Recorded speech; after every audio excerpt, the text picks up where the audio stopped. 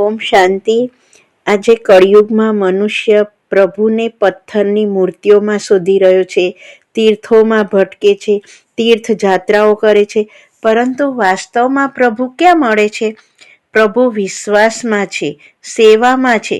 ભગવાન કહે છે કે જે મનુષ્ય પોતાના ઘરડા માતા પિતાની આંખોમાં આંસુ આપીને મારા પર દૂધ પણ ચડાવે છે તો હું તેનું પૂજન ક્યારેય સ્વીકારતો નથી, પરંતુ જે કોઈ ભૂખ્યાને ભોજન કરાવે, કોઈ રોતું હોય તેને હસાવે, તે જ ક્ષણે હું તેના હૃદયમાં પ્રગટ થઈ જાઉં છું. પ્રભુને શોધો નહીં, પરંતુ મહેસૂસ કરો. આ કળિયુગમાં મનુષ્યનું કલ્યાણ કઈ રીતે થાય? બસ એક જ મંત્ર છે, નેકી કર અને ભૂલી જાઓ. કર્મ કરો, ફળની આશા ક્યારેય ન રાખો. જે ભગવાનનો ભક્ત છે તે ક્યારેય કોઈનું અહિત કરી જ નથી શકતો. ઓમ શાંતિ.